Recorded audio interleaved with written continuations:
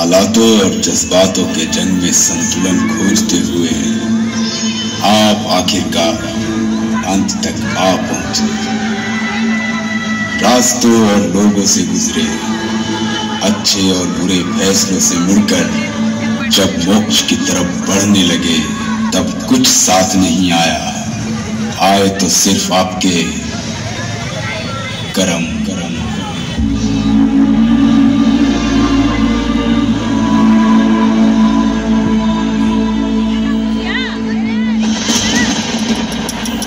यदि किसी की मृत्यु स्वयं परमात्मा के हाथों हो जाए तो उसे तत्काल ही मोक्ष की प्राप्ति होती है।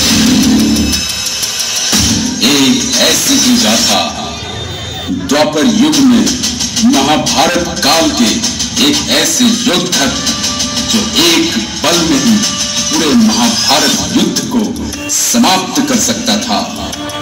ये गाथा है महान योद्धा बर्बरीक की। ये गाथा है भीम के पौत्र और घटोत्कच के पुत्र बर्बरीक की।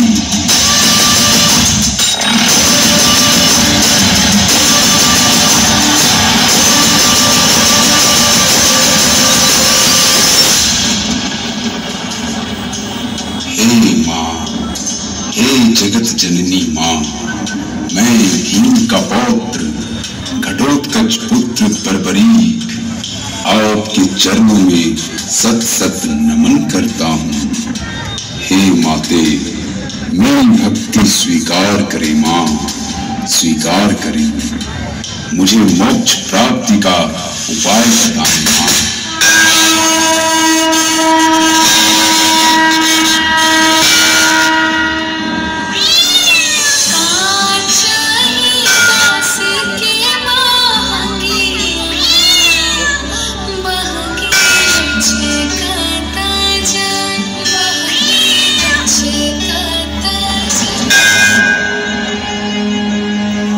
बर्बरीक, मैं तुम्हारी भक्ति से अति प्रसन्न हुई, किंतु मोक्ष की प्राप्ति तो मरणोपरांत ही होती है और तुम्हारी मृत्यु का समय अभी नहीं आया है। तुम्हें ज्ञात हो कि तुम्हारी मृत्यु भगवान श्री विष्णु के हाथों होगी और श्री विष्णु ही तुम्हें मोक्ष प्रदान करेंगे। किंतु मैं तुम्हें वरदान के रूप में 3 वाण प्रदान करती हूँ और यही वाण तुम्हारी मोक्ष का मार्ग तय करेगी। तथास्तु। कल सूर्योदय के साथ महाभारत युद्ध के शंखनाद के पहले श्री विष्णु स्वयं तुम्हें दर्शन देंगे और तुम्हें मोक्ष भी प्रदान करेंगे। मेरा आशीर्वाद सदैव तुम्हारे साथ है। तथास्तु।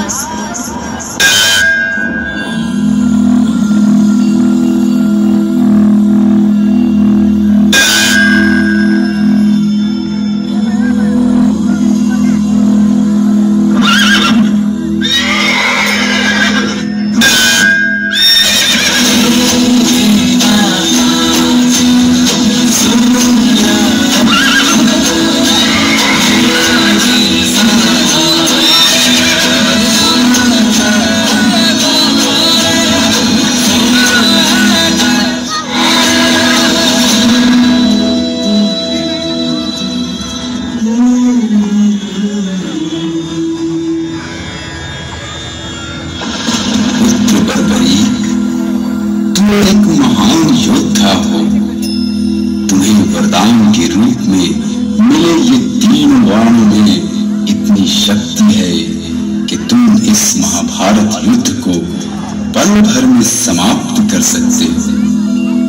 तुम हमेशा हारते हुए पक्ष का सहारा बनोगे और उसकी जीत में अहम भूमिका निभाओगे। तथास्तु। जैसी आपकी इच्छा सूर्यदेव।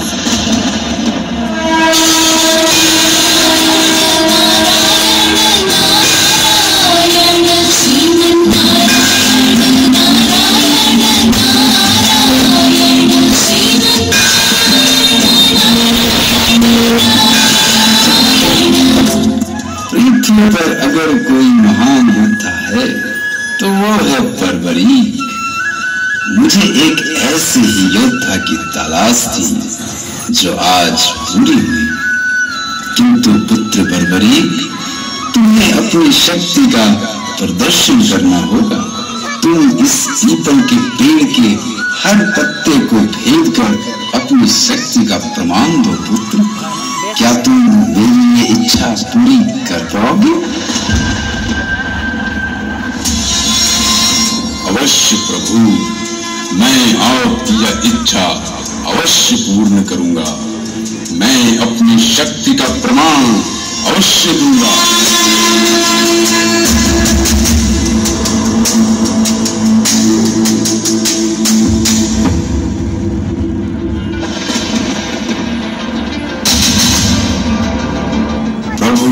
अपना चरण हटाने का कष्ट करें, क्योंकि एक पत्ता अभी भी आपके चरणों के नीचे है।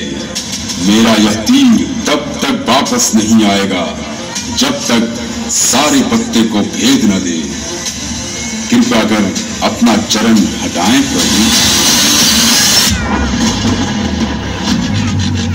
पुत्र, मैं तुम्हारी शक्ति के प्रदर्शन से अति प्रसन्न हुआ, परंतु मुझे एक वचन दो कि मैं तुमसे जो भी मांगू मुझे अवश्य दोगे।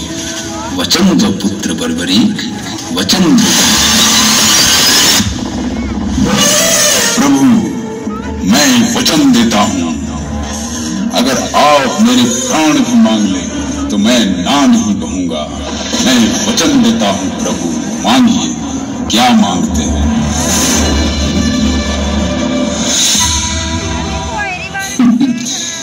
मुझे कुछ ज्यादा नहीं चाहिए बर्बरीक, मुझे तो बस तुम्हारा शीश चाहिए। बोलो, दोगे?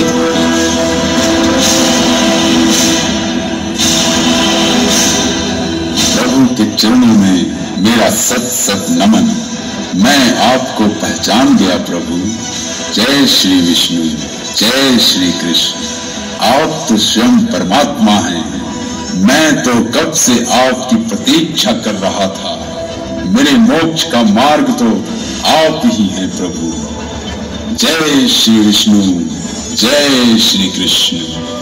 मैं अपना वचन पूरा कर अपना शीश काट कर आपको अर्पण करता हूँ। जय श्री विष्णु, जय श्री कृष्ण।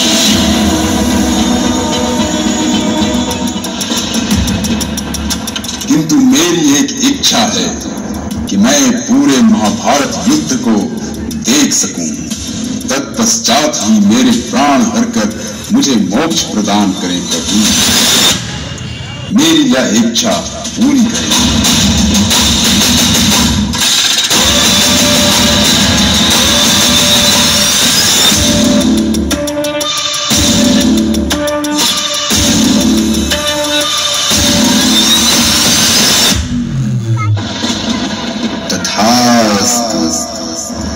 पुत्र बर्बरीक, तुम्हारा यह बलिदान तुम्हारी भक्ति और शक्ति दोनों का परिचय देती है। मैं तुम्हारी भक्ति से अति प्रसन्न हुआ।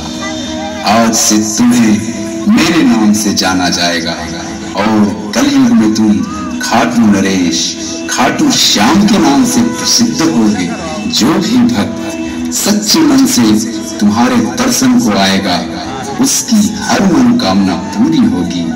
साथ ही साथ अगर मैंने किसी के भाग्य में दुख भी लिख दिया हो, अगर उसने तुम्हारे चौखट पे सर रख दिया तो मेरा लिखा हुआ भाग्य भी बदल जाएगा।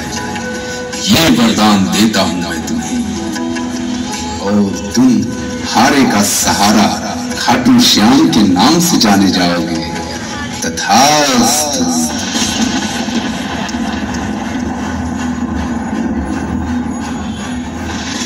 भक्तों, मैं द्वापर का कृष्ण और त्रेता का राम हूं। मैं कभी अपने भक्तों की प्रेम और भक्ति विफल नहीं होने देता।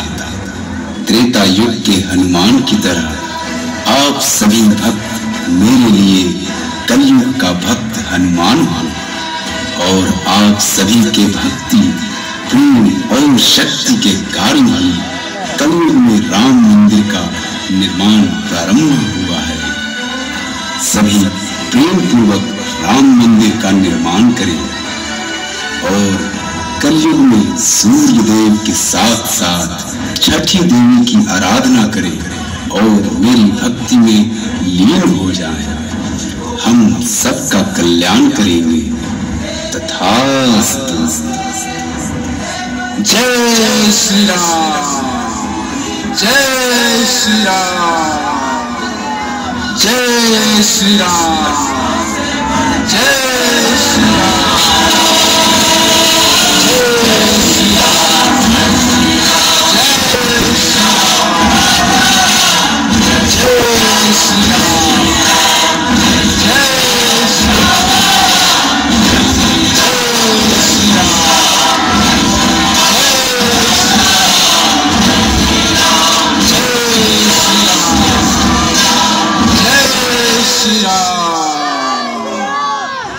बोलो सूर्य देव भगवान की जय।